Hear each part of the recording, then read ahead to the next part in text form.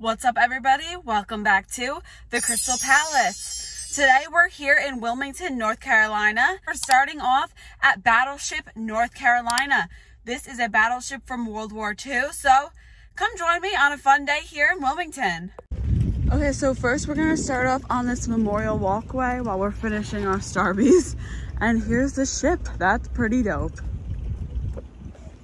Oh my God, right behind the battleship. That's a pretty big gator, man. Look, the ship's right there. If I drop my phone in this water, it's gonna be gator food. On this bridge, they have information about the United States Coast Guard, which is really cool. Their info about like the station in Wilmington. This is a really nice walk around the ship. And here they have info on the United States Navy. So this battleship, North Carolina, was the first of 10 fast battleships to join the fleet in World War II. Okay, so we just paid for our ticket. It was $14 for adult admission. You get the sticker to walk around with. And now we're gonna head in. All right, here we go. Before you board, you can get your picture taken in front of a green screen, and they put the battleship in the back. So now we're heading on the boat. The USS North Carolina has been designated a National Historic Landmark. So on this battleship, we can explore 9 levels, do a self-guided tour. All we have to do is just follow the arrows. This is cool, look at this.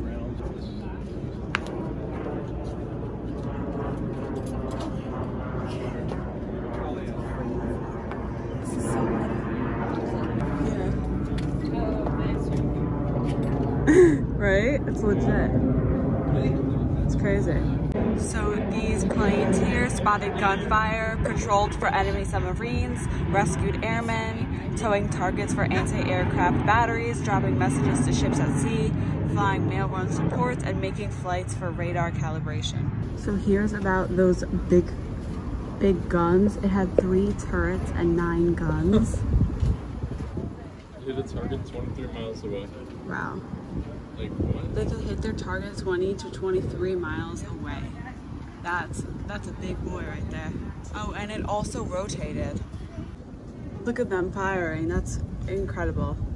I'm sure how loud it is. Wow, it rotates 180 degrees in 45 seconds. That's pretty fast for how massive this thing is. You can actually climb inside the gun house up here. That's kind of claustrophobic. I don't know if I recommend. All right, we're now going down. Oh, wow, okay. So these stairs are intense.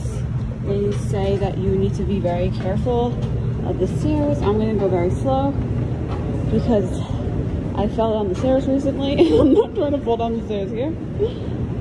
So here we are. Let's go to the engine room. Oh, wow, look, this must be where they ate.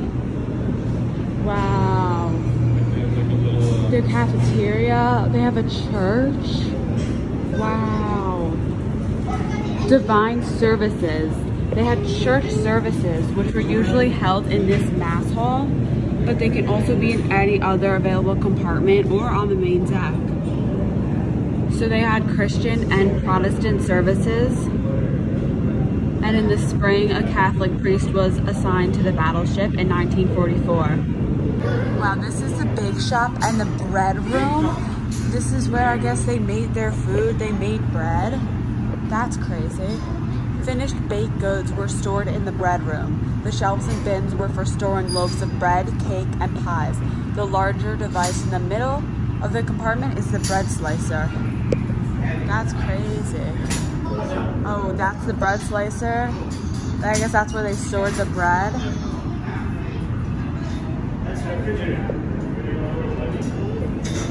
The Navy's daily ration included 8 ounces of biscuits or cracker, 12 ounces of flour, and 12 ounces of fresh bread. The birthdays, they had cakes. That's awesome. 6 to 7 men worked in here, and this was a night job. So they began in the evening to prep for the next day's meals. This is a crazy story. They said that they had a problem with bugs in the flour because of the moisture. So before they ate the bread, they had to hold it up to the light and pick the bugs out of the bread before they ate it. Okay. So now we can go down to the engine room, and there's more stairs. There are 4 engine rooms on the Battleship. They are arranged one behind the other lengthwise from bow to stern. Oh my gosh. It'd be 120, 130 degrees. The normal what? Like the temperature that they worked in. 120 degrees. They worked in the engineering rooms? Yeah. The engine rooms? Wow. Temperature size is 136. Look, I feel like this is still working. Like, I feel like this is still powering the ship. So here's how they identified the pipes. They were marked by color and the number of rings, so the repairman could easily identify a pipe's function. So steam, water, fire, so on and so forth. Emergency situations made the coding vital to damage control parties. So for example, these are 2 yellow lines, and that's air ventilation. So that's cool that they have that system. They had that system to identify what pipes were for what. And also cool for us to see, because you could see what exactly each thing did. Oh my God, look below us. That is horrifying. It's like in New York City when you're walking on the streets and you try not to walk over the vents because you don't want to fall in. Yeah, imagine working down here. Oh my God, it's peaking. Oh, okay. All right, this is just fun while it lasted. I think I'm good. Thanks, guys. Oh my God, look at this turbine. No way. No way.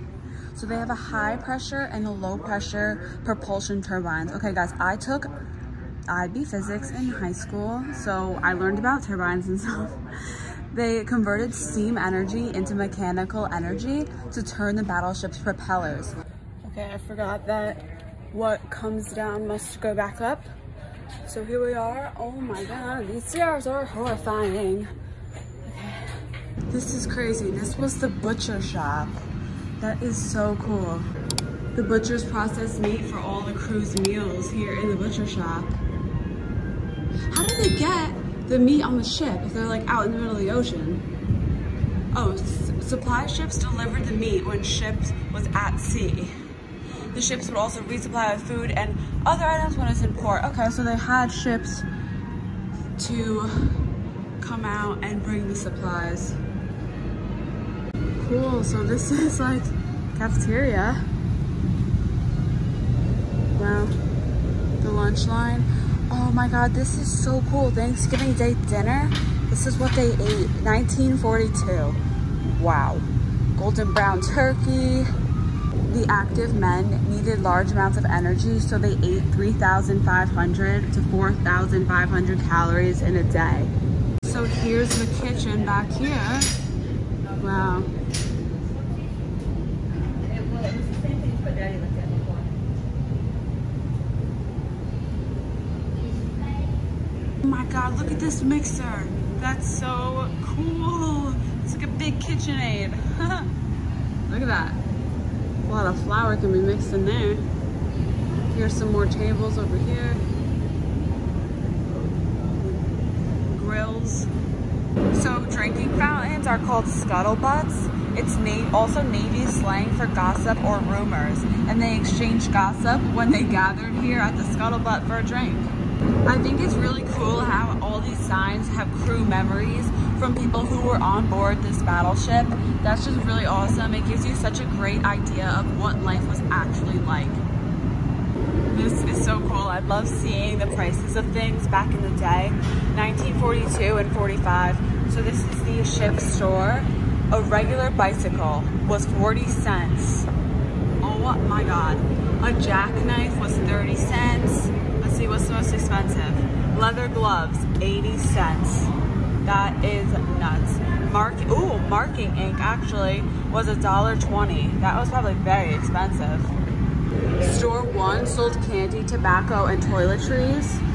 And in this store, number 2, it changed over the years. So this is the inventory from 1942 and 43. Oh, look at this stationery they sold. Cards. Wow. That's awesome. kind of feel like I'm in Captain America. Don't you feel like you're in Captain America? I guess. The first Avenger? Okay, so downstairs is laundry, cobbler shop, print shop. Let's go. Men that worked in the surrounding shops, like laundry and the athletic locker, usually slept here. Some of them had actually slept in their own shops. Cobbler shop, this is where they would fix their shoes. Wow, so see in the tailor shop, they have a bed right there. So what field days, the terms like comes from, there were days where you had to clean the whole entire ship from top to bottom, and as a reward they got to play games like tug of war, wrestling, boxing. Oh, it's funny. This is so cool. It's a cobbler shop, shoe repair. Okay, now this is awesome. I like this, the print shop. They published the Tar Heel, which was renamed the Showboat, which was the ship's nickname in 1946. They also printed menus, letterhead, Liberty cards, schedules, morning press news, plan of attacks, and maps. There's the dark room for photographs. Wow, that's really cool. Look at that hole puncher. Paper cutter. This is cool. Down here is all the hydraulic steering system. So crazy how much goes into this battleship. Not only this battleship, but every ship. It's so crazy seeing how they slept, and it really puts things into perspective. Like, wow, like what these guys did for the United States. Sleeping on this alone, it's crazy. All right, downstairs to the gun and computer rooms. More stairs, yay. Wow, that's all I have to say. Red projectiles were for drill and target practice. These didn't contain explosives, but weighted the same to make the drills realistic. Could you imagine being on a ship with all of these explosives? Like they said, if they got hit, if this turret 2 got hit, the whole ship would just blow up. They stored the gunpowder in these tanks. By storing them in the tanks, it made it easier to move. Dispensary, the drugstore. Oh my God, look at that. Glycerin, crazy. There's the battleship. It was really a great experience. It was something really nice to do, learn a little bit about history, and something that's cool to see. Now we are here on Riverwalk. The moment that I have been waiting for is to go to Wake and Bake Donuts. It was voted the best donuts in North Carolina.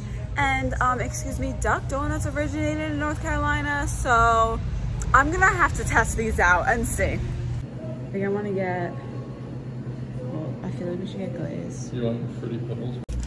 Best donut shop in North Carolina by BuzzFeed. All right, BuzzFeed. I might have a bone to pick with you and my Duck Donuts. Ready? All right, guys, here are our Wake and Bake Donuts. It's peanut butter and vanilla icing stuffed with chocolate icing and peanut butter cup on the top. They're big. They're like interesting. Yeah. I mean, I'm not gonna lie, they're good. Really?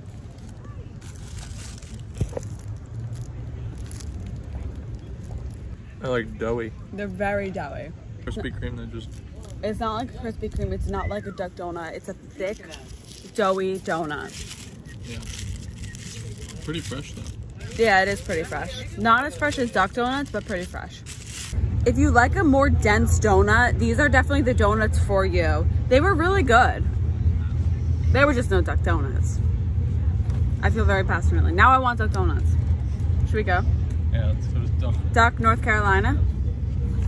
We're sitting here posted up for the 4th of July fireworks. It's 7:30 currently, starting to fill up. We're also right across from the battleship, which is really cool. I know.